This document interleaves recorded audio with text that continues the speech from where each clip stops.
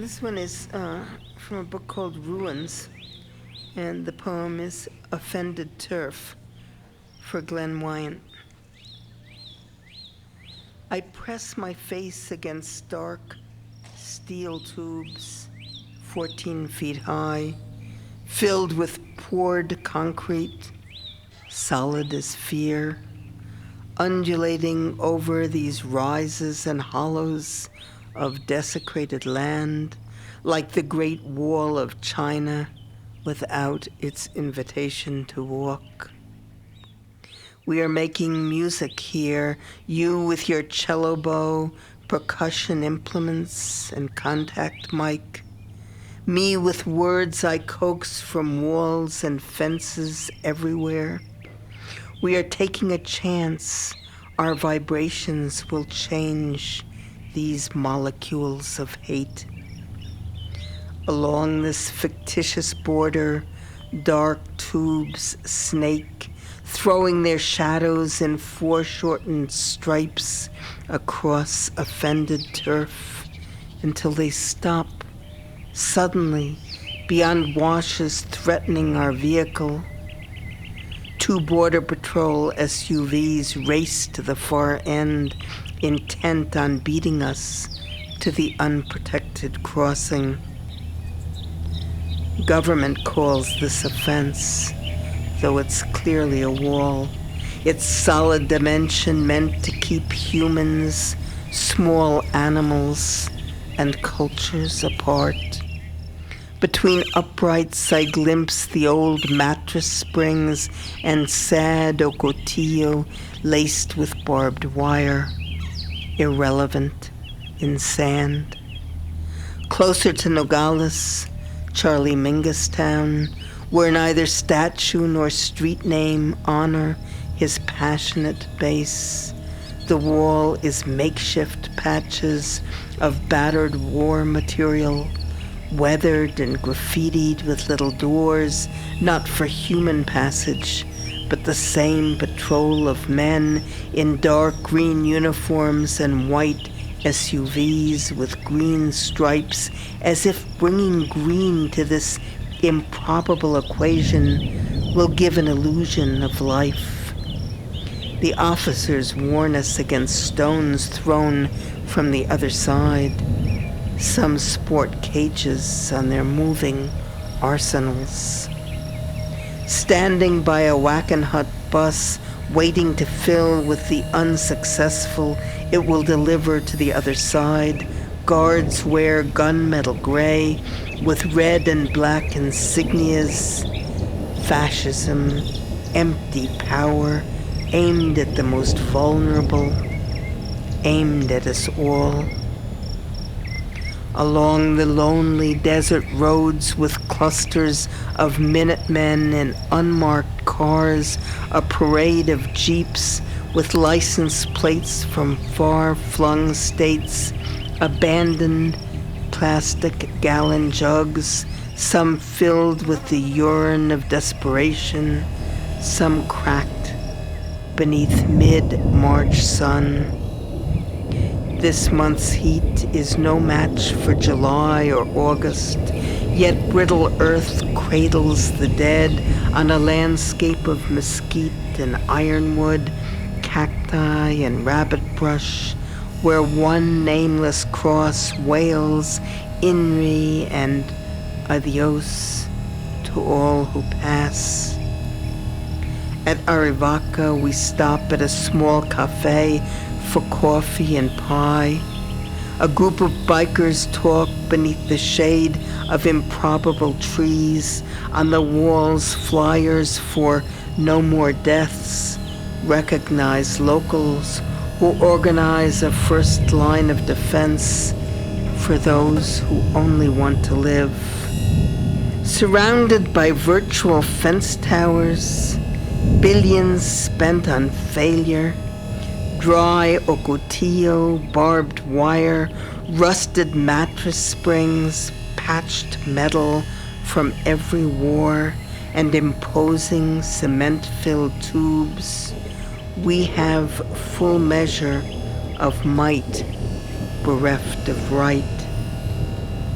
In the blue haze of distance, Mount Babokivari holds a permanent stance of knowledge and warning, born long before the wall and destined to remain a landmark after desert reclaims its hideous scar.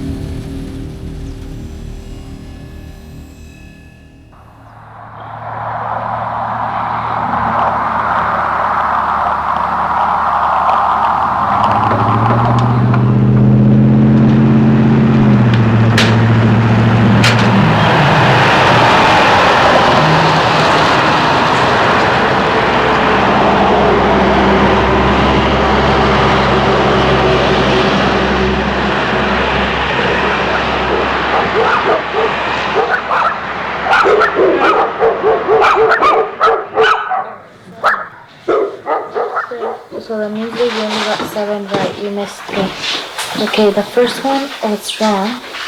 You answered A and it was D. I was trying to put D. And you ended up putting A. Okay, so which one has the same numbers? B.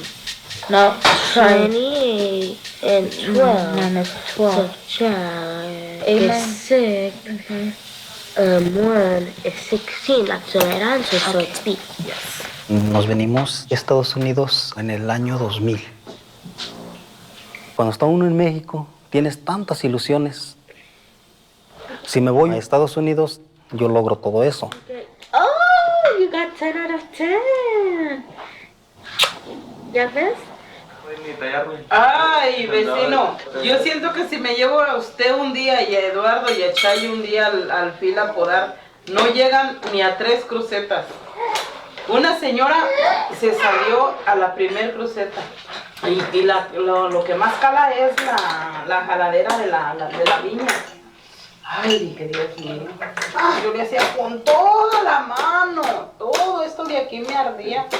Hasta que fue el mayordomo y dice, no friegue, dice, ando trabajando con los puros pulmones. Y dije,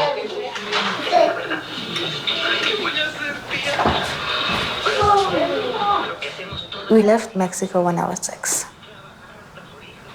My dad decided to come to the United States because people told him that if he really wanted a good life for me and my mom, that he had to come here. They made it seem like everyone in the United States was rich and that you could get anything you ever wanted.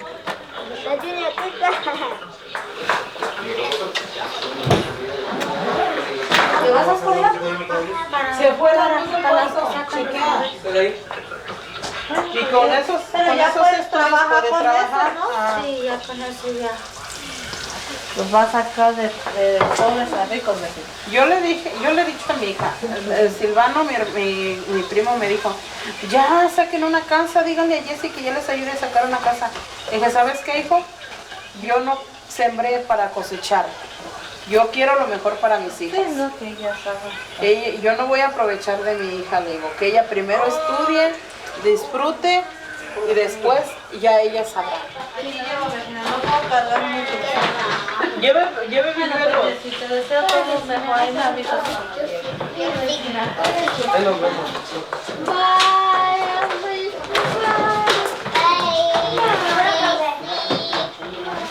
Levanta la culpa arriba.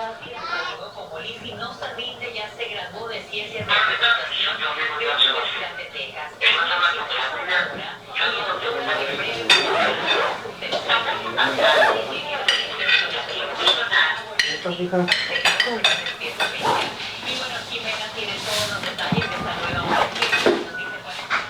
Mi niña, yo siempre soñaba con que ella fuera alguien en su vida. Y en México pues era difícil trabajar y ganar un poquito más y ayudarla.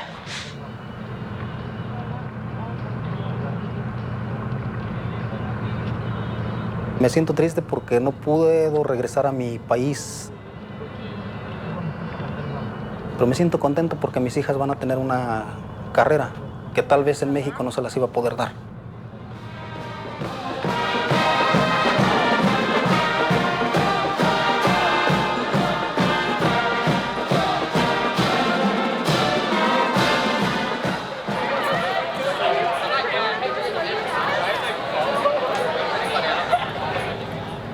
No me arrepiento de estar aquí, porque mi Blanquita no hubiera llegado hasta donde está llegando.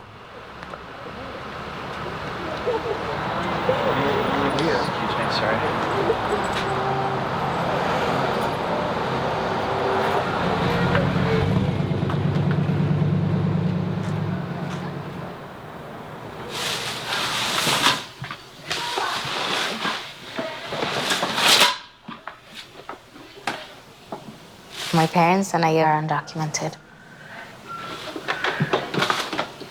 Being undocumented comes with fear that your family is going to be separated.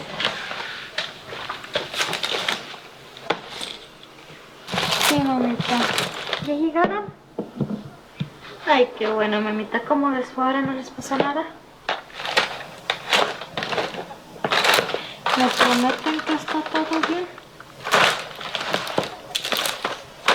No sé, los escucho raros. Está bien, te quiero mucho. Cuídense, ¿ok? But if one minute I hang up the phone on them and that's the last call I get from them.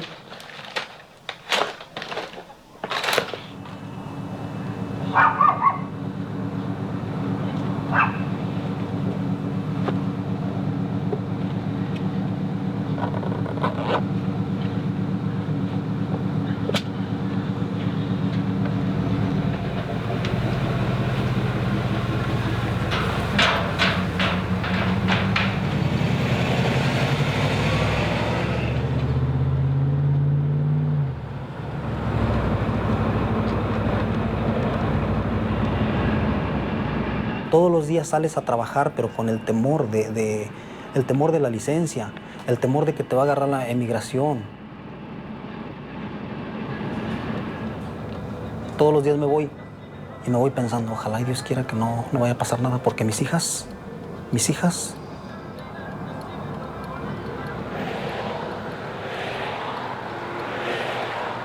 todos los días pensamos cómo le vamos a hacer, pero todos los días le damos solución a las cosas.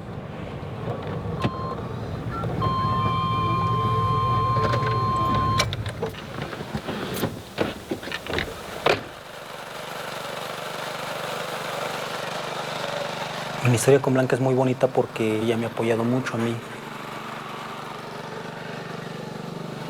Por ella tengo mi trabajo, por ella nosotros nos hemos levantado a donde estamos. Yo no hablo inglés. Todos mis clientes que tengo, mitad son americanos. Cuando yo no les entiendo para comunicarse ellos conmigo, yo le hablo a ella. Si no puede contestarme en el momento, ella me contesta. Me manda mensaje, pero me contesta. Me dice, papá, estoy en clase, no puedo, pero ahorita que salga te hablo.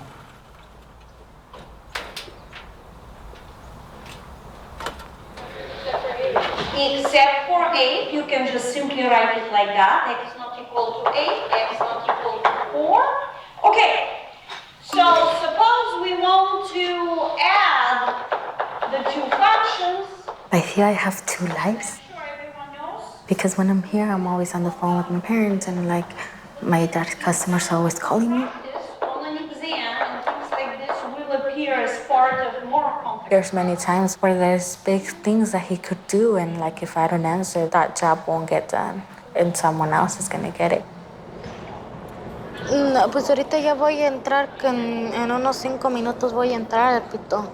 Pero aquí estoy afuera de la clase. ¿Quieres que les hable hoy para decirles? Para decirle, oh, es que tienes que empezar tendrías que empezar hasta la otra semana para cambiar tus casas, papá. Sí, papá, sí, yo sé. No, no te preocupes, yo hablo.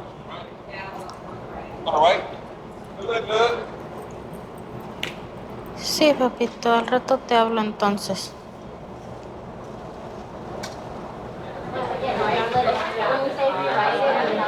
You could do that. So it would be like all real numbers. Someone once told me that going away would help you grow in a lot of different ways, and I have felt that I'm growing as a person and as an individual. To like figure it out. Yeah. But I thought I was being very selfish for coming here because I was leaving my family by themselves.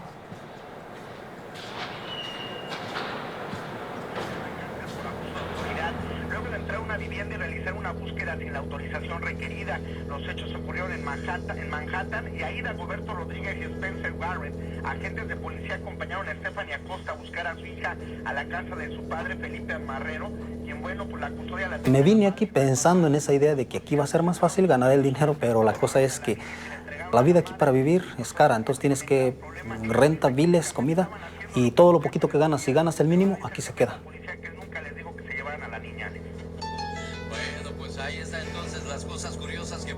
Vivo aquí, pero no tengo lo suficiente como para decir estoy tranquilo.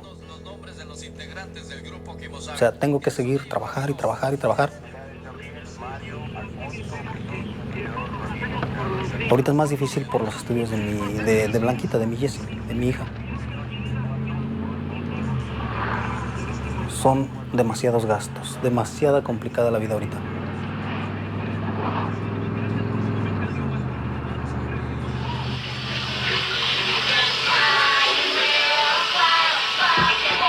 No se ajusta sus pagos. Tiene la máquina quebrada. Tiene que hacer muchas. Se viene la renta de Ciesi, se viene la renta de aquí.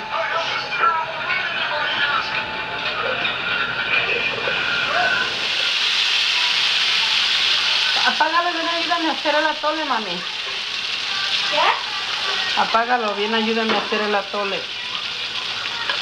¿Y te falta mucho? ¿Eh?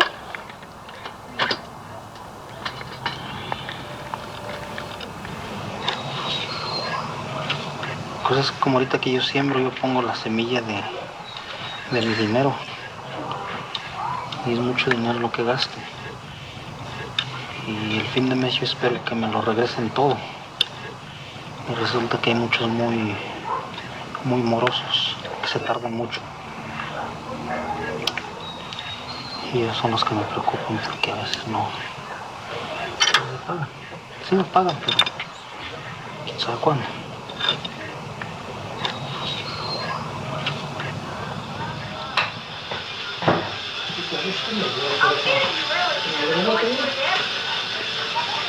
¿Qué vas a hacer ahorita, mija?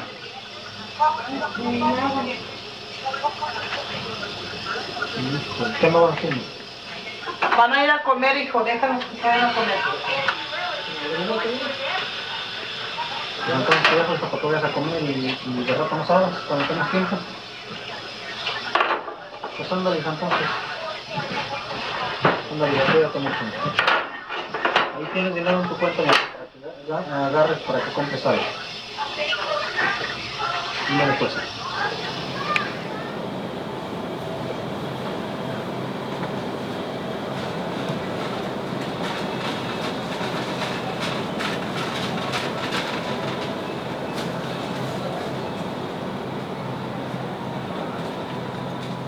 These challenges my parents go through are hard, I guess. But, I mean, they always get through them. Things will get better. And I think at the end of the day, it's always like everyone's healthy, and that's what counts. I'm ready, dude. Whenever you're ready.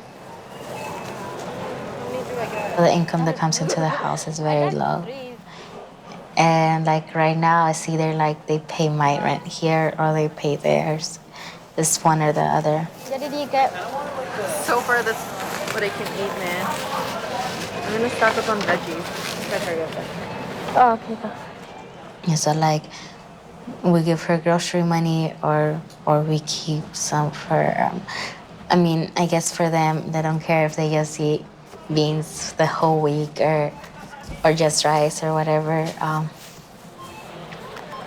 And I think that's the hardest part for me to know that it's either one or the other. And for them, it's always going to be me. You know what I've seen online? I haven't. Pagué con cash y hoy fui a regresar un libro y me dieron el dinero para atrás, todo el dinero para atrás y con eso pagué la luz y fui a agarrar la tinta que necesito y voy a ir a agarrar otras cosas. Y lunch agarré poquito, aunque sea para esta semana, cualquier cosa. Sí, no te preocupes, estoy bien. So my parents worry so much that it gets really hard telling them certain things.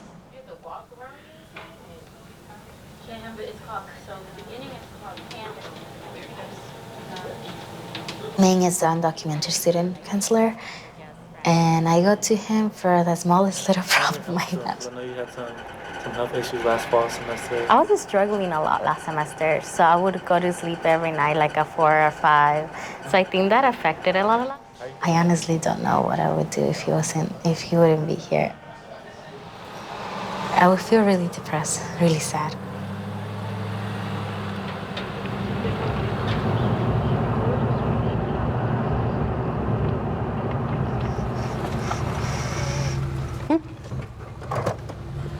¿Te ayudo? Vamos a juntar toda la basura de abajo, mija. Puro rastrillo. Ay, ay, ay, ay, ay,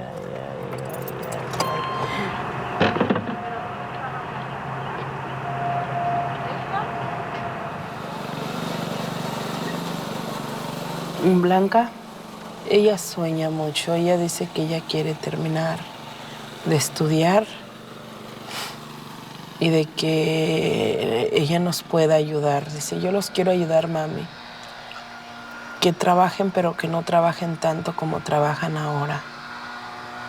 Yo no quiero sufrir lo que ustedes han sufrido. Yo quiero ser alguien, pero a mí me gusta su forma de pensar, porque ella dice que ella tiene un pensamiento de que si ella llega a donde ella quiere llegar, ella quiere ayudar a mucha gente como nosotros, que luchan, pero no les alcanza para las cosas primordiales.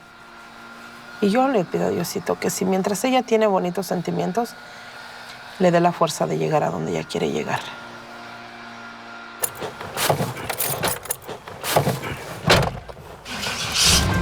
Oh, ¿sí, mami? ¿Y tú cómo andas, hija? Aquí se corta el teléfono, mami. Vamos para la mora, no te preocupes. Cuando tengas chance, mándame mensaje. Oh.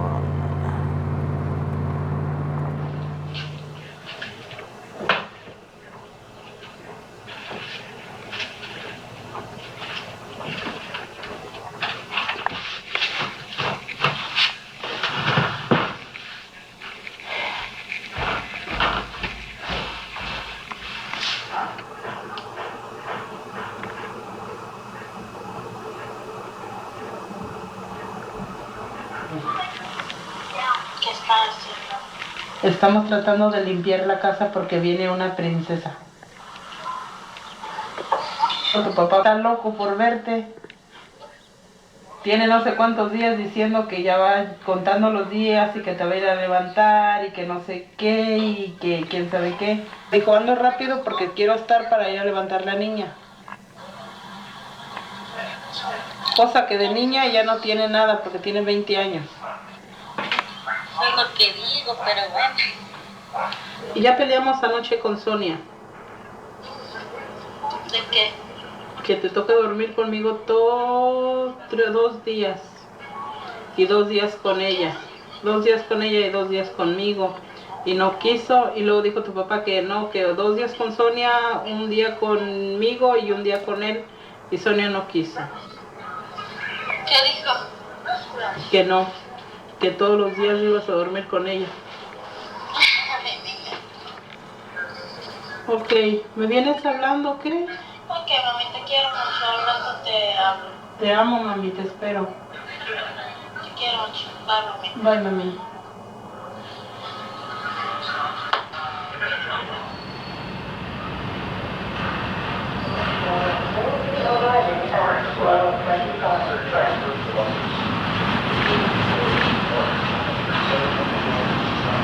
Ya viene. Train number 714 now arriving.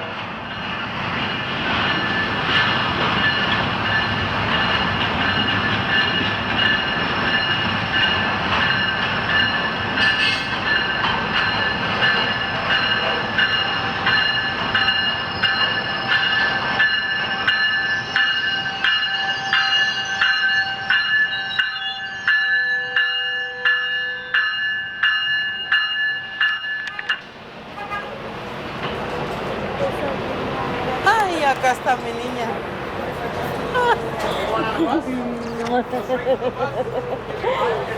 Ay, niña. Ivancito.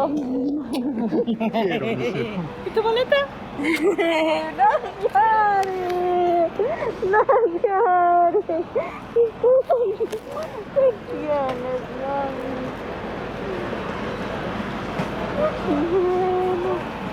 Ay, no. ¿Qué tienes? No te voy, mi amor.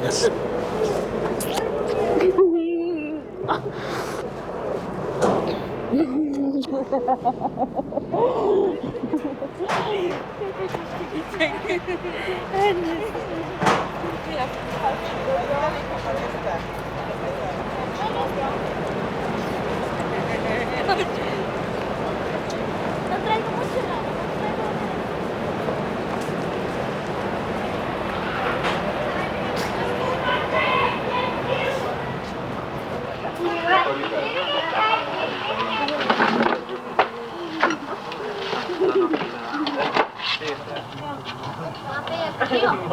¿Está bien bueno, verdad, hijo? Ay, ay. Está buena, vecino, está bien bueno, vecino.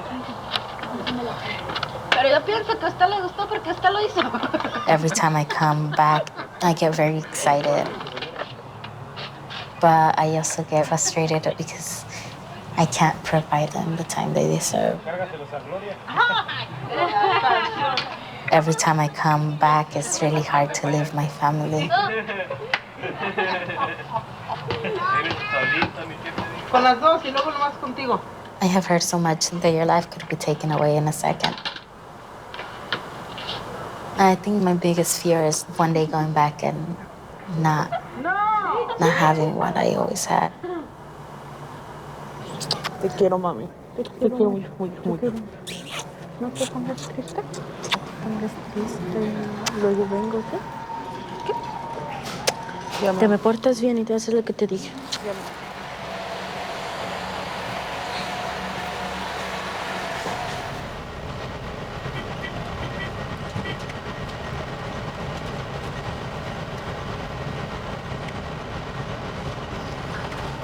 Next stop, Fresno. I have dreams for us, for me and my family.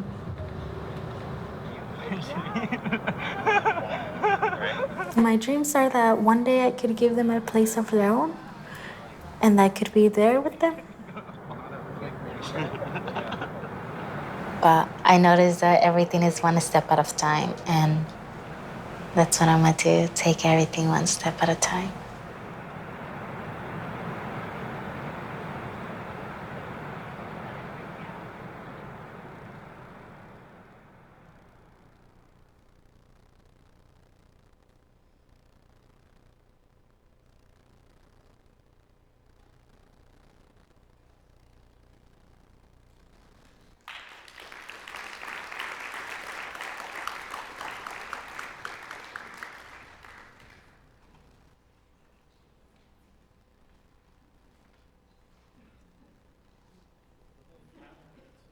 Share some reflections on this film and their own experience. You guys can come on up. Is Imelda here? Yeah, come on up, Imelda, too. You have Imelda's biography here. I wanted to say a few things about Abigail Rosas, our professor of ethnic studies, new to our campus recently, and a wonderful addition to our faculty. She's an assistant professor. She's co-director of the program in ethnic studies here at Stanislaus. She received her PhD from the Department of American Studies and Ethnicity at USC. She's born and raised in South Central LA. The activism of resilient Latino, and African American neighbors and friends have been formative to her scholarly pursuits. Her book manuscript, Generative Moves, Generative Moments, examines the relational community formation of Latina, Latino, and African American residents in South Central Los Angeles in the post-World War II period. She'll moderate the panel, and you have some time, so tell your stories and give us some things to think about. Thank you. I want to thank Dean Tweedio for putting together this social justice conference, as well as Professor Smith and the Honor Society on campus for thinking about and conceptualizing putting this panel together. As we prepared, I met with the students to sort of think about strategies or what they really wanted to convey and for people in the audience to really learn from their experiences. And they each want to tackle something different in terms of their own experience coming to Stanislaus, being undocumented students here in the Valley and at Stanislaus. So I think we're all going to speak for about 10 minutes, and then hopefully Imelda would kind of close us off with thinking about what's going on in UCLA and points of connection that we can think about between UCLA and sort of what's happening here at Stanislaus. So I'll ask like kind of prime questions, so get them started, but they all, their lives are enough for them to speak on their own, but they each have a goal of what they want to convey for you guys. So we're gonna start with Nadia. She actually comes to us a little farther. She's actually from Southern California. And as part of her kind of narration of her life, I would like for her to sort of talk about her activism within the Dreamer movement in Southern California, and as she moved to sort of the Valley, sort of her kind of identity here on campus. And so we'll start with Nadia. Well, good afternoon, everyone. I hope you're enjoying the event. As Dr. Rosas mentioned, my name is Nadia Lopez Gaytan, and I am an undocumented student on campus. I am from Southern California, specifically from Santa Ana, California, and I say that I'm from there is because I grew up there. I recently, when I was in Southern California, I was involved in the Dreamer movement, and it's not the California Dream Act, but the Dreamer movement, I mean the Federal Dream Act, which is a bill that is in Senate. It's been there since 2001, which is like 14 years now, and it hasn't been approved. And it's pretty much a law, let's say, if it passes, that would give us undocumented students a pathway to a temporary residency. And then we're like, upon meeting some conditions, we can apply for residency, but that's still to be decided. I've always been involved with that because I do feel that I want to get back to the country. I'm not a criminal. Even though some people think I am, and I think it's very important that we are giving that opportunity because we can offer so much. We can offer, like, I'm sorry, I get emotional because it's something very important for us. Anyway, so the Dreamer movement, that's how it started. I was signing, I was giving out postcards for people to sign up to get support for the Dream Act, sending them to Barack Obama. Going out, protesting, like, help us out, we are here. We're not invisible, we're a community. We are just like you, we want to go to school, and we want to be someone. So I was doing those things out there in Southern California, and then I moved up here, and going through school here, it's much more different than it's out there, because in Southern California, being undocumented, it's not something to be ashamed of. It's something that, it happens, it's part of life, and there's people around you. So you are used to it. And I'm not saying that you're used to it in a bad thing, but you're used to it as in, you're undocumented, okay, well, hi, how are you? But here, you're undocumented, and people immediately stare at you, and you're undocumented. And there's that stigma on you that it's really hard to get rid of. So when I tried to sign up for school here first at Merced City College, it was hard because I would ask people, oh, who do I speak to fill out my affidavit? Who do I speak to fill out my AB 540 documentation? And people were like, I don't know what you're talking about. Like, I don't know. And it's really sad because you're like, wait, what do you mean you don't know? You're part of the school, you should know about these things. But they didn't know. So I had to speak to about maybe 5 different people until they finally pointed me towards someone who actually helped me. So, I mean, these little things that are hidden, as a student, it's really hard to get through it. And I think it's very important that we as a community in campus, like, remove the stigma from the students, like from me, like them, because it just makes us feel like we're classified, we're dehumanized in a way. When I moved here to Stanislaus from Merced City College, it was also kind of hard because by that time, the California Dream Act, which is a state's law that gives us the opportunity to apply for financial aid, not the federal financial aid, but state-funded financial aid, like through public universities and things like that. And I didn't know who to go to help for. Like, I didn't know who to ask. So I kept asking around, and people were like, no, I don't know. Like, I remember I went to admissions to ask about the Dream Resource Center, which I had seen a post, a sign on campus, and the girl out there was like, no, I don't know. I had never heard of that. Like, where did you see it again? And I told her, well, I saw it by the Humanities Building, and she didn't know how to help me. And I never got to speak to anyone because no one knew what I was talking about. And it's really hard. It's really hard to navigate through this, trying to get your career done, trying to do something, and then there's not someone who can help you. So that's a little bit of my story. You want to share what you hope to do as future goals or sort of your aspirations here at Stanislaus and as you move forward? Well, my aspirations at Stanislaus is, like, first, I really like to see something on campus that it's geared towards the dreamer category, which is like undocumented students and like pretty much anyone who doesn't know what to do, because there's not help on campus. Like I mentioned to you guys, like, and I think I made it very clear, like, who do you go to? Who's your counselor? Who do you speak to?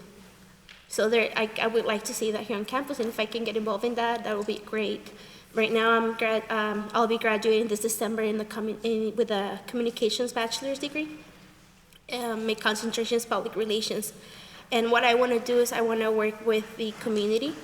As far as the immigrant community, I would say I want to help them. I want to help them out with the resources that are available for them to see that they do have someone they can lean on whenever they need help. So that's what I want to do coming up. Come back.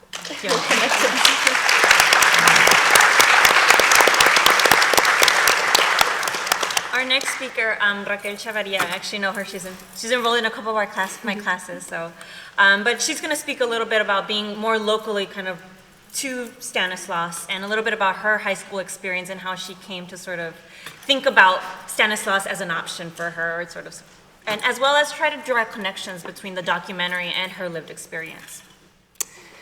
Okay, so I'm Raquel Chavira, and I'm a current third-year student here at Stanislaus, and so I came to this country when I was about 7, and since then I grew up here in Ceres, so pretty close to here, and for me, I mean, I never really took it into consideration that I was undocumented. Like, I just saw myself as everyone else, or it didn't really, like, bother me until, like, you get to high school and you see people start applying for their license or, like, for colleges, and you're just like, oh, like, you know, that's nice, but like you know that you can't do all that stuff or that you can't participate, so you just kind of stay behind and stay quiet about it.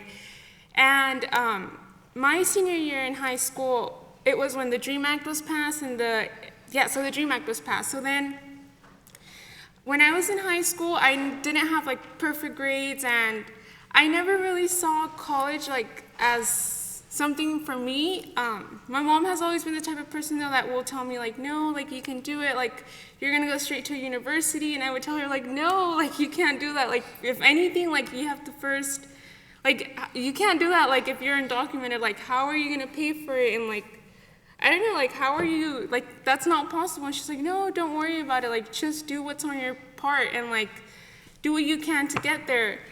And I mean, then the DREAM Act was passed, so I was like, okay, like, I guess this is my chance, like, I can apply now and see what happens. So then I applied, and so applications are usually like in November, and you usually like know if you're accepted by like December, January, February at the latest. Like I found out I was accepted till April, so like it was like a long wait, and like doubting like what I don't know, telling mom like, see, like I told you, like it's not that easy. But then so then I finally got accepted, and when I got accepted, we were having some difficulties at home financially, so I was like, no, well, there's another obstacle, like how are we gonna pay for it? Like there's no way, like especially at a university, it's a lot more expensive. So then little after that, I found out that I was gonna get financial aid through the DREAM Act, so then that was kind of another thing that helped out. So then eventually I was able to get to college, and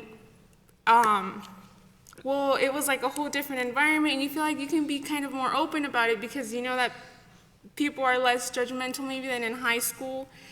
And you get here and it's like, oh, well, like I guess not so much, because even if you do open up about it, like no one really knows or no one understands what it, like a lot of people don't even know what a dreamer student or like is, or like being undocumented, like I don't know if they just think that there's none of us here, but we're here, and so it's kind of hard to find someone to relate to and to relate to, and so it did make it a lot more difficult. I thought it would have been a little bit easier in college, but I feel like it's not something that people are aware of enough or people know of.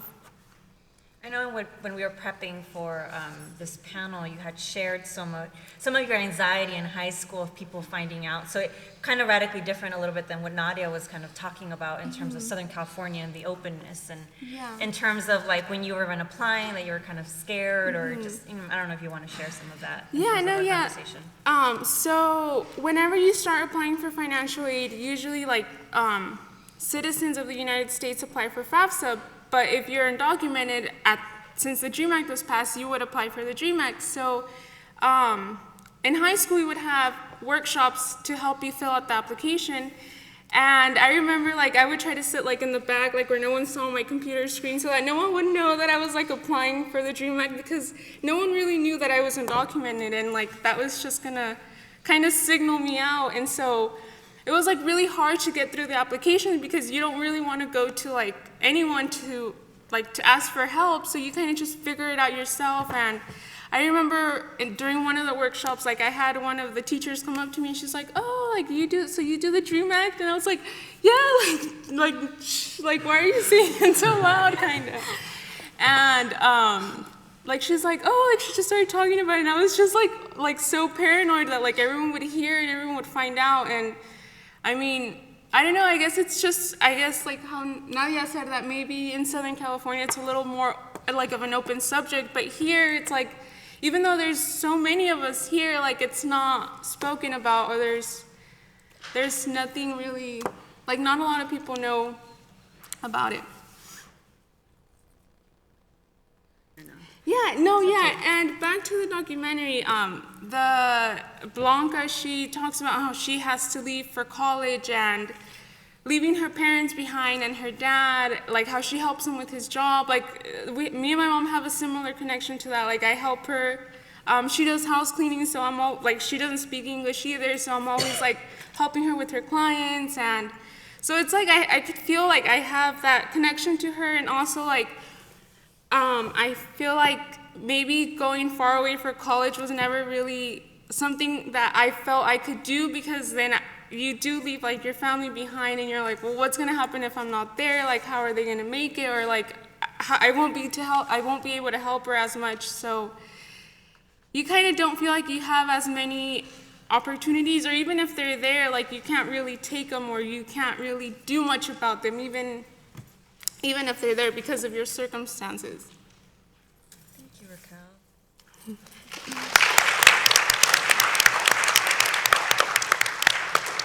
Our next speaker will be Polet Hernandez, and so she's going to speak a little bit. When we met, she was very intentional that she wanted folks to really understand the difficulties or sort of that identity that undocumented students kind of carry as an added kind of component to being here. So I hope she shares a little bit about like her goal is for you guys to get out of this panel.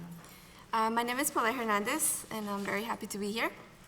Well, I want to share a little part of my life, which started when I was 12 years old.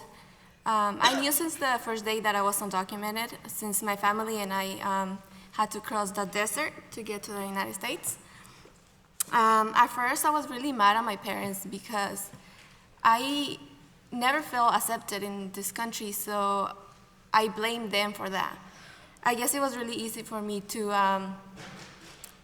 judge them based on the stereotypes that society has toward immigration, undocumented immigrants.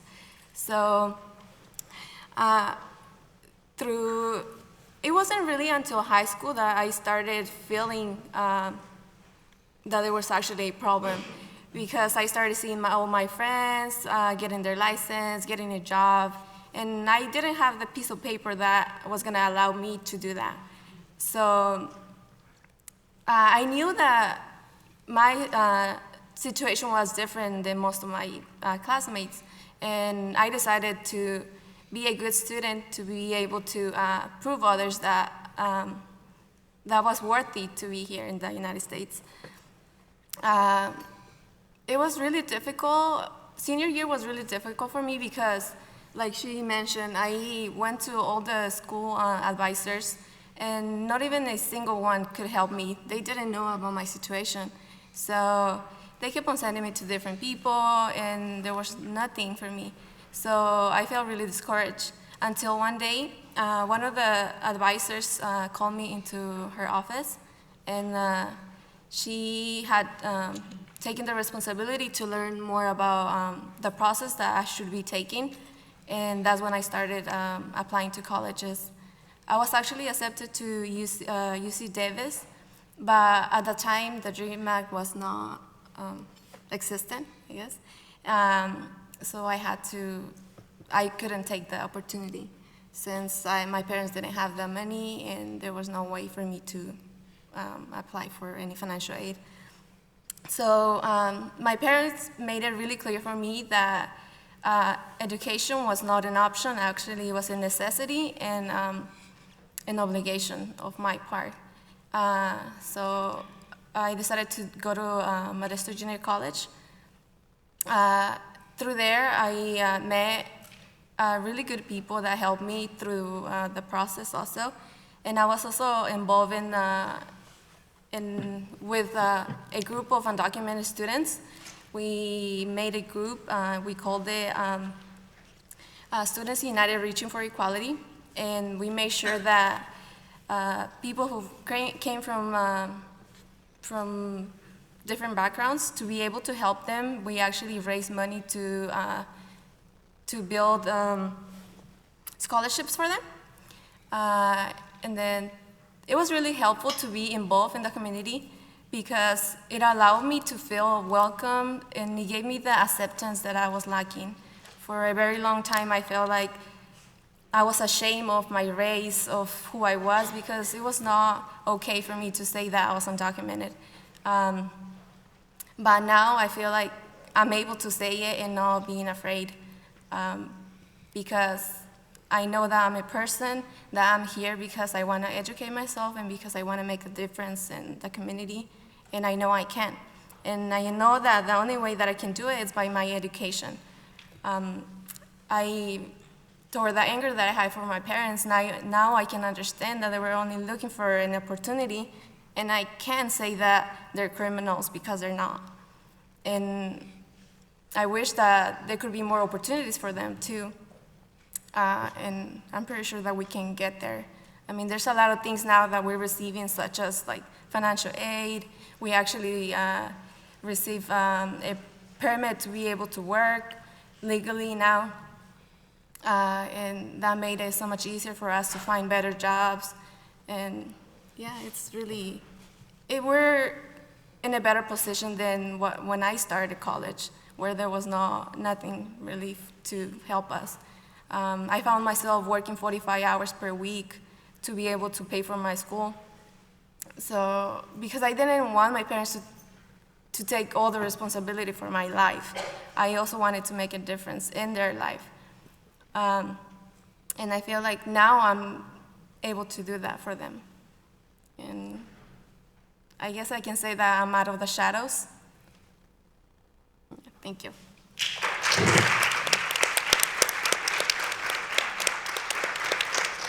And then the last speaker in terms of the student panel is Jose Paredes. And so he wants to talk a little bit about what they've kind of been alluding to, the fact that we need to be more visible on campus, and sort of, you know, he's one of a few on campus trying to do that, and sort of how is it that we can actually, as a community, grow and sort of bring more visibility.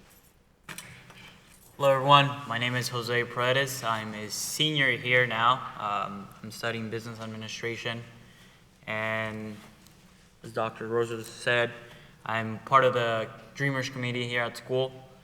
Just a little bit about myself. I was 10 years old when I came from Mexico. I've been here on the Central Valley for 11 years now, and just my story is very similar like theirs. You know, we came just looking for a dream, trying to make ourselves better, help our families, help the community out. That's our ultimate goal. As a senior, my story is just a little bit different. Instead of hiding myself or being ashamed, I figured that saying that I was undocumented, you know, I'm a little more outspoken. So when I was able to say that I was undocumented, more opportunities opened up for me. I don't know if it was luck, or I don't know if I actually went to the right people, but I was able to obtain more opportunities like that. Saying that I was undocumented, I was able to receive a lot of scholarships because people were seeing that I was making a sacrifice and trying hard. But every story is different, and every story is worth of telling. It's worth of listening, because we all have a different background, but our stories at the end of the day all connect, because we all have a dream and we want to accomplish something and help our families, our communities. A little bit what we want to do with the Dreamers Committee, it's composed of about 7 faculty and 2 students. I'm currently the only student right now because the other student graduated. So what we want to do here on campus, I know the previous students were talking about how, you know, they come to college and they don't know where to go. I was the same. As a freshman, I feel like I was the only one. And then I met one girl, and then she said she couldn't get financial aid. And I asked her, I was like, is it because you don't have your papers? That's what we say. And she said, yeah. I feel like I was not the only one. I actually felt happy that she was the same, because I knew there was more people out there. I'm not sure about the amount of students that there is, but it's close to around 200 as far as we know. I don't know the exact amount. And we want to get the word out. We want people to be aware that we are here. UC Berkeley, there's other universities that have centers. Unfortunately, we're not able to have that here as of right now because of the funds of the state, the school. But we are creating this new, I would say, theme that we shouldn't have a no boundaries center where students can be able to go to anywhere, can be able to go to financial aid, can be able to go to advising, and where we can have someone direct them and welcome them, make them feel like they know who they are. Because if we have a center where dreamers go, then you will get the stereotype, oh look, he's walking to that center, so he must be undocumented, or he must be illegal. So we want to create that opportunity for everyone to feel that freedom where they can walk anywhere, and there will be someone in there to help them. And how we'll be able to do that, it's training faculties, students who are part-time, who work at the offices, the front desk, who maybe they don't have the answer, but they're gonna direct them with the right person. We recently started this last semester, so our committee is official. We have a website running on CSU Stand, Dreamers, We have a lot of the events coming up. As a matter of fact, tomorrow we have a social for dreamers. It's Loteria Night. So I encourage every one of you guys who might know a friend or someone who can benefit from this. We want to create that foundation where students feel like it's a home, that they feel they're not the only ones. I'm really looking forward to this opportunity to see new faces, to see the faces from last semester and make them feel like they're home. I want to create an environment where students do not feel alone, and that way when they talk about San State, they're talking about the Dreamers group, I want them to have a good impression and not feel like there's no help here for them. I guess when we open up to Go ahead. conversation, but I think at every turn you see,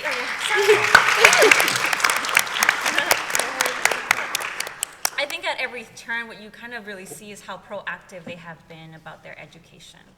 That it has taken a lot of ingenuity, creativity, even if in the midst of kind of dealing with the emotional toll that it is to be an undocumented person. But when I met with Nadia, Nadia was like, you don't understand how many doors I've knocked, how many people. I'm like, you better know what I'm talking about. That they have just been so proactive in that spirit. And so, I really do think that it's an important panel that they shared their story in terms of their trajectory and their experience. I'm hoping with our last panelist, Imelda Plascencia, she could speak a little bit about sort of the resources or maybe strategies that maybe if we don't have a center, but other kind of ways in which we can be supportive of undocumented students from your experience organizing a Dreamer Center at UCLA, as well as there's a component of the undocu-queer that we didn't kind of address within this panel, so if you wish to, more than welcome to. So, hello everyone, my name is Imelda Plascencia. I'm undocumented and unafraid and queer and unashamed. And I've been organizing for the immigrant rights movement for about 12 years now. Since I graduated from high school in 2003, I first started in community college and did a lot of what the students are doing, being able to find students just like myself to be able to build community and really find social support for all of the experiences that come with being undocumented. And so I did that, and it was very challenging because you do have to be visible and create, and it's in so many ways it feels very heavy because you see that there aren't a lot of people that are talking about it. There's a lot of misconceptions about who undocumented people are, what their intentions are. So there's a lot of mistrust that develops even in interpersonal relationships, and so. That was my intention first, being able to find community and build support. I was at Mount San Antonio College, and I decided to join student government because they were blocking undocumented students from receiving scholarships that you would pay tuition for. Your tuition would go into scholarships.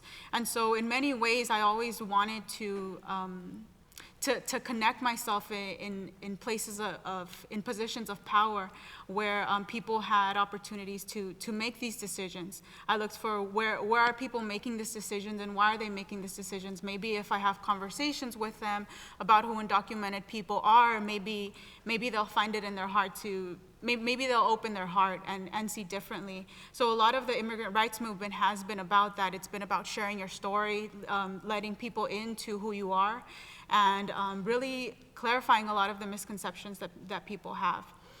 And so I was at community college for 3 years, and then I transferred out to UCLA.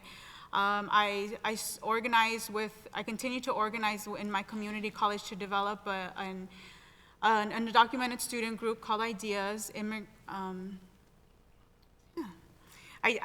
for undocumented students, and UCLA had a similar program, and I think the biggest factor in my success was the institutional support that I received. I was able to find women on campus who worked in student services, who were very supportive of undocumented youth, who knew about Assembly Bill 540. Assembly Bill 540 is the state law that allows for non-residents of California to pursue higher education, and it applies to out-of-state students as well. As long as you qualify, you pay in-state tuition. And even then, it's still very difficult to go to school. Because when you're thinking of immigrant families and documented families, the majority being low income, even then it's still out of reach for a lot of families. And so that's when we started working on the California Dream Act to allow for in-state tuition to be allocated for undocumented students, and also allow for some fellowships and scholarships that undocumented youth would be eligible for. And so that's the California Dream Act. The federal Dream Act is what would allow for a pathway to residency. And the last time that it was, that it went up to Congress was in 2010. It passed in the Senate and it failed in the House.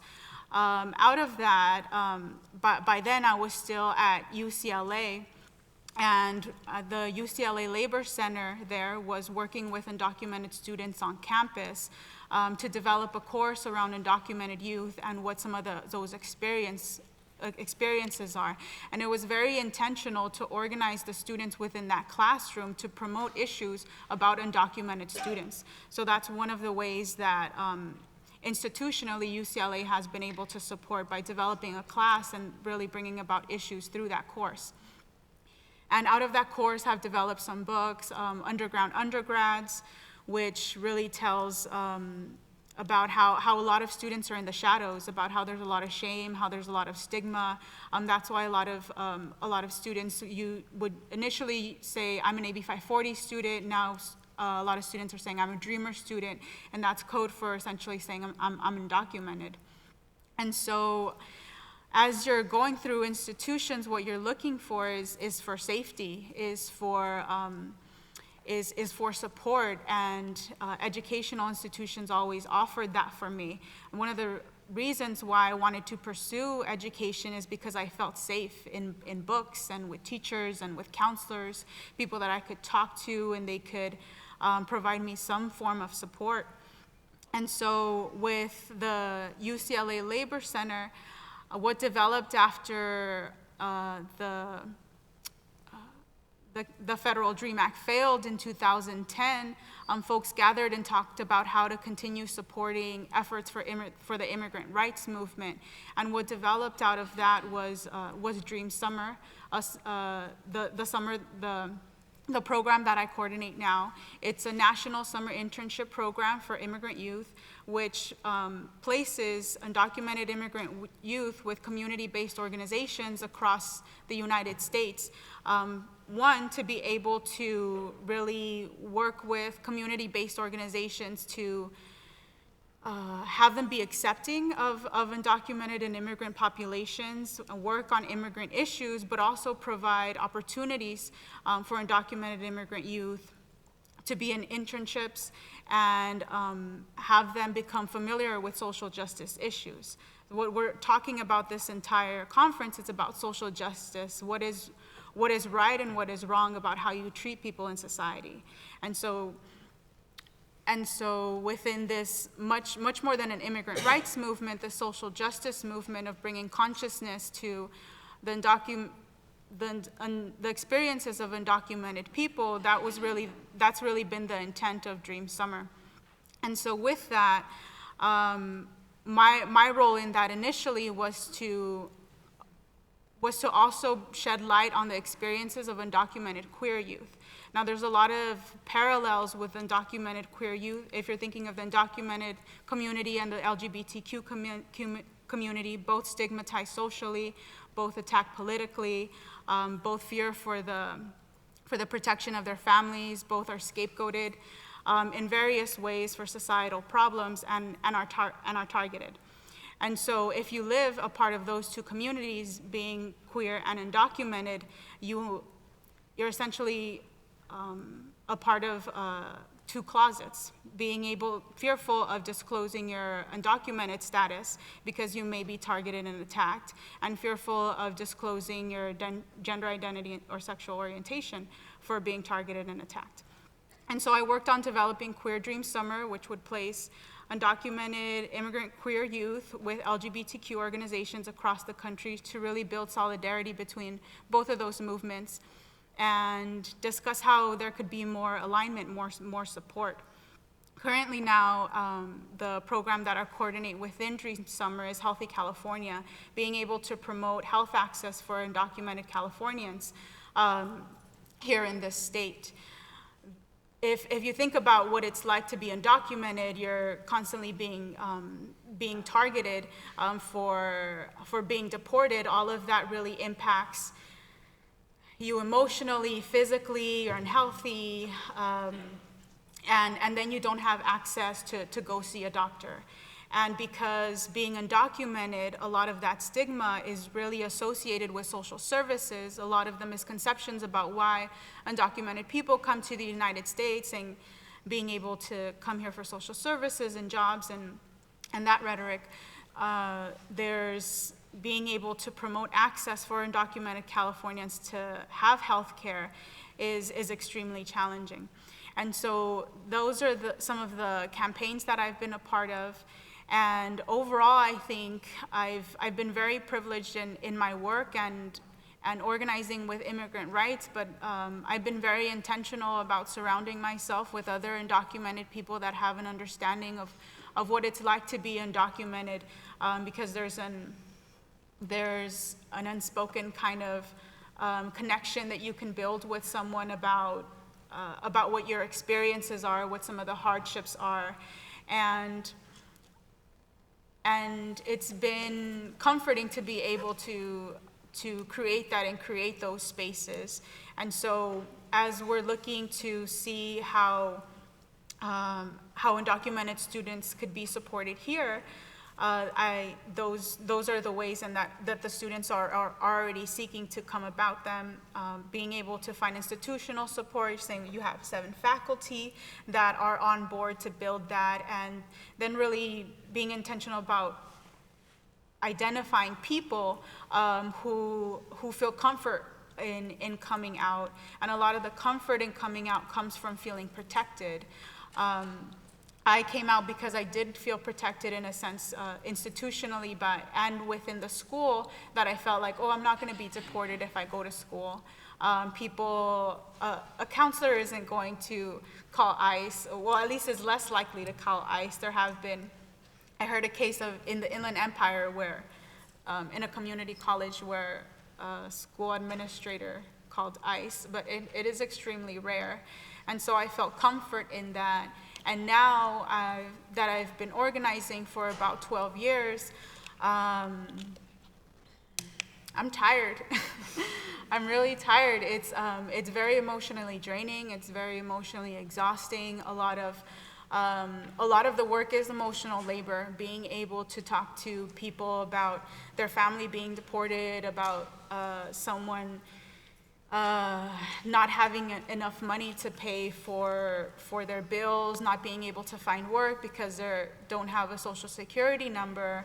I just turned 30 this year, and I'm undocumented, and the changes have been incremental, but we've been able to really create opportunities now for more students. Now there's undocumented student centers, not everywhere, right? We need one here. And it's been, there's been a lot of successes and there's been a lot of wins. And I think as undocumented people, it's very common to constantly see barriers because you're constantly told that certain things don't apply to you. You're told that, no, you're not able to study abroad. No, you're not able to apply for financial aid. No, you can't get work study. No, you may not be able to use your degree when you graduate. And I think that's one of the hardest things to have sink in, because there's a lot of anxiety that also comes after graduation. How are you going to be able to apply your degree? And I chose to still, knowing that, I chose to still continue with my education, because even though I may not have been able to apply it at the time, in a professional field or formally, I knew that I was going to be different. My perspective of life would be different, and it's really made all the difference. I think the biggest, I think what I'm most mindful of now is health, because so many people, if you're undocumented, you may not have access to healthy food. You may not have access to go to the doctor.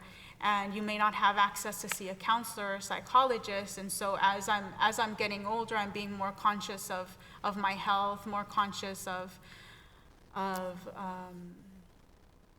being healthy physically and emotionally, because as an undocumented person, as a person of color in general, you're constantly being dehumanized in many ways. And so having strength to create barriers around that, I think, is what's been most significant.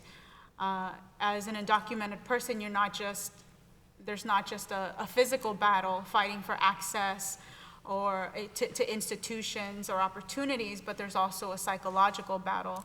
And a lot of that, because of the shame, because of the fear, because of the anger, guilt, resentment associated with being undocumented, a lot of that is what hinders us from being able to move forward collectively to create change in our communities.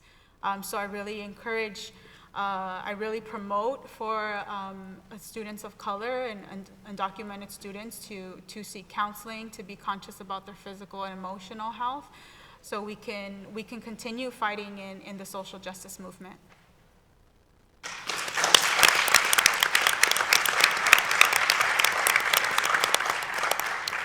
So now we have time for a Q&A, right? Okay, so we'll open up to questions in the audience.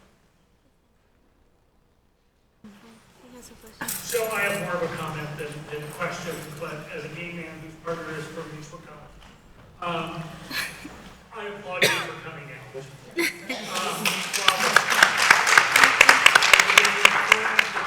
a face to the issue. It's so easy for people to dehumanize, as a gay person, what that feels like, and I'm sure that it's much similar for you all. So, well done. I applaud you.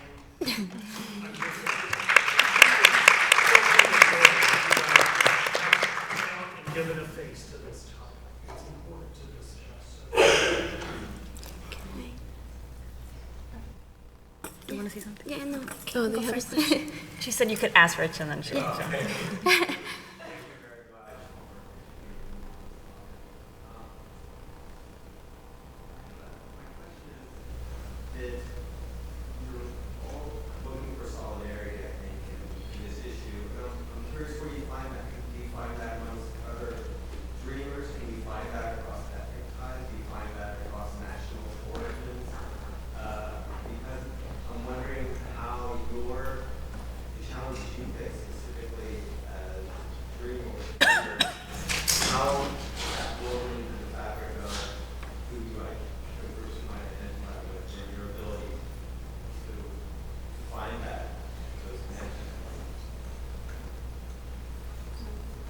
I think I can address a little bit of that. I don't know if someone else wants to add.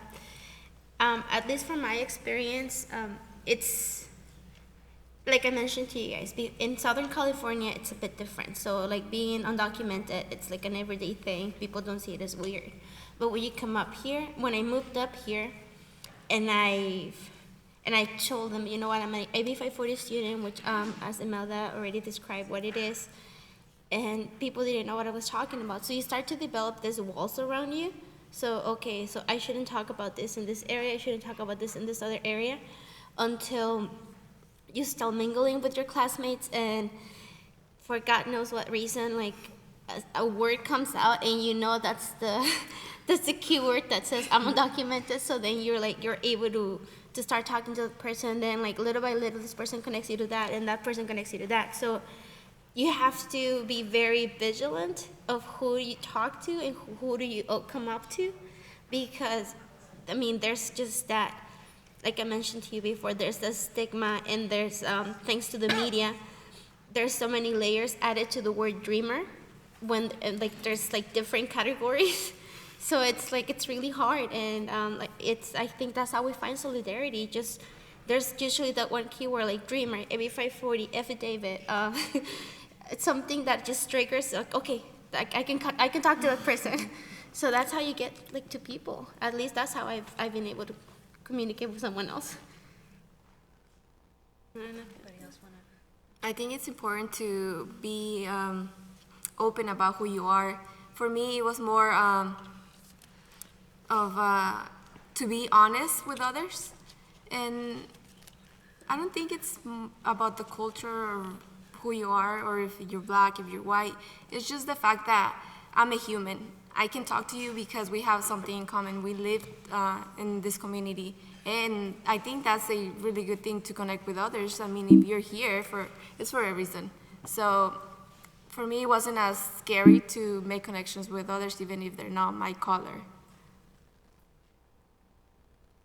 I want to add into that. I think one of the most important things is to educate people about the subject, inform them, because if they don't know about it, they'll still have a different perception about it. But once they're informed, they'll know what's right.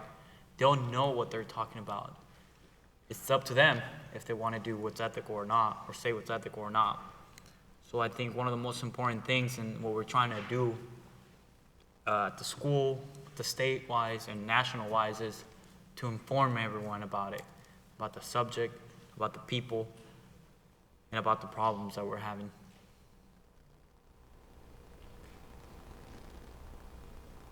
For me, I just wanted to add a little bit based on that topic. How do you connect with people, right? How do you connect even though maybe there's people with different status? Share your story with one of them. And it's very important, you know. But at the same time, I have done a lot of human relation programs with you. But at the same time, you gotta question your own bias. You gotta question your own bias as far as, why do I have a bias towards certain individuals? Stop listening to the media. All the time, the media just has negative stereotypes for different type of people, right? So that's a way to maybe feel or find that solidarity with some of these students too. Do not be afraid to go against the grain and say, you know what, maybe I have an old book that you could use. Why not? Maybe you need it. Maybe you don't have the funds. Or why don't you have the funds? Right? How come you have a bigger challenge than other students? Stuff like that, you know. It's just having a regular conversation, but being open about it.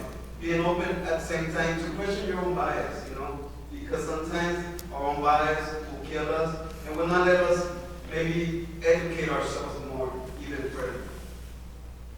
Thank you. Thank you. Thank you. That's a good answer.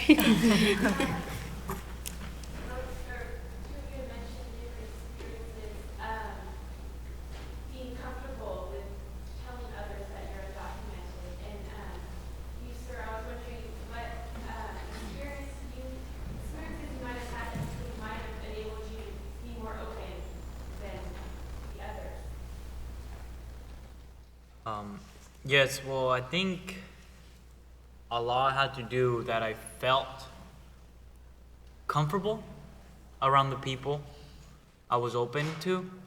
I'm sure they had the support of their family and friends, but a lot of it had to do with, I always learn, you know, if el que no habla, nadie lo escucha. Like, if you don't speak up, nobody will hear you. So I learned that, you know, if you don't say anything, you know, you're going to stay there. But if you speak up, you at least tried, you know. I always had that in the back of my mind when it came to asking for school, college, scholarships. It was always that. My parents always told me that, you know, speak up, speak up. Sometimes, yeah, there was times, you know, where people didn't know the answer, but at least I knew I tried. And like I said, you know, maybe I was fortunate to go to the right people, or people sometimes, you know, when I told them a little bit about, you know what, this is the situation, this is what's going on, I informed them a little bit of what was going on, then they were willing to put that help from them, you know, they were willing to actually try to help me, or if they couldn't, they tried to direct me to the correct way. And sometimes it's very hard. I have friends that I didn't even know they were undocumented because they just can't say it. You know, it's just a few of us that will be willing to, say, yes, I'm undocumented, but I would say a majority of us are not like that, because they're afraid. They're afraid if they tell that they're undocumented, something's gonna happen to them, they're ashamed. It will change your perspective of people when they tell you that. It will definitely change it. But once they know and they're informed, it will be the same.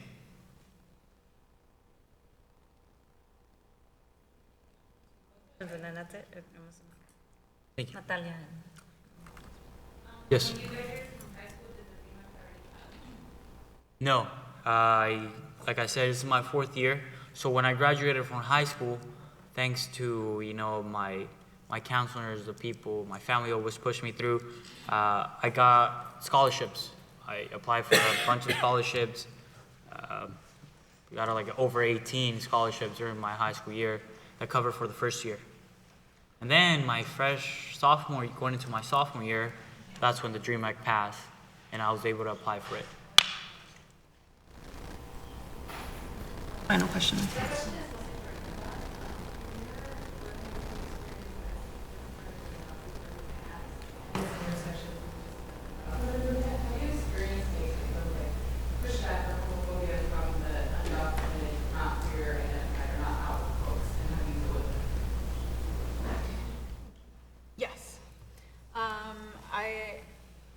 When I was in community college, that was the biggest challenge, being able to go to Lambda meetings, the LGBTQ organization, and hearing xenophobic comments, and then similarly being a part of ideas, improving dreams, equality, access, and success. Yes, and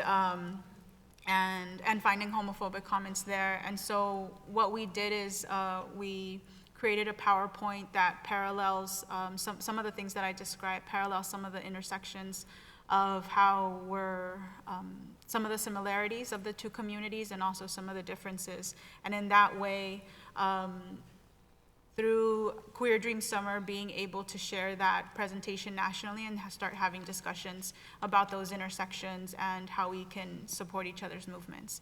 I think it's, I guess, we're taught to be homophobic, we're taught to be xenophobic, we're taught to be racist, and unless we question our normality and our biases, and educate ourselves around those and challenge ourselves in those ways, being open to it initially, we're going to continue to be stagnant. So that initially, that's always the first step, education. Okay, I just want to add, since I mentioned before, I'm going to graduate this December, God willing, and I'm currently doing my research on deferred action for childhood arrivals, beneficiaries, and their access and their mobility within society. And so far, what I found out from these students is that, great, we have a 2-year permit, but what's going to happen next? Because since it's an executive action, any president who comes into office can take it away. So everything that's been resolved thus far, all their fears, all the stress that has gone away with this 2-year permit, if it's taken off, it's going to come back. And they're going to lose every single benefit, every single access, every single employment opportunity that they've had. And I mean, and these people, some of the people that I've interviewed, they already have graduated from college. They are, some of them has faced difficulties applying their degree because they lack the experience. A lot of recruiters, they ask for field experience, not volunteer experience. So they're barely getting there. And some of them have already applied for their permit twice already.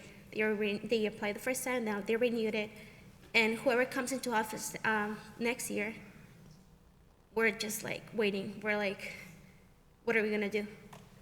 So I mean, even though we're still undocumented because there's not really, we don't have a defined status. So we're just like hanging out here, and whatever happens, we're gonna go back to being undocumented. I mean, there's the fear of being deported because it's being talked about. Now they have my information. Like, now they know where I live. So if someone stops DACA, then I'm out of here. Like, what's gonna happen with my life? So I mean, just something that yes, you could think about and kind of like relate how we we don't want to think about it right now, but eventually, like, we're going to have to think about those issues and what's going to happen to us. I hope you guys think our speakers, like, they were so open and sort of, bringing awareness to this issue, and that, we become better allies in different forms and ways to sort of being an assistance to them, right? Rather than like, we don't know what to do, right? That we kind of actually create educational programming, even for faculty, staff, and other students on campus. So I want to thank them again. Thank you, Imelda, for participating.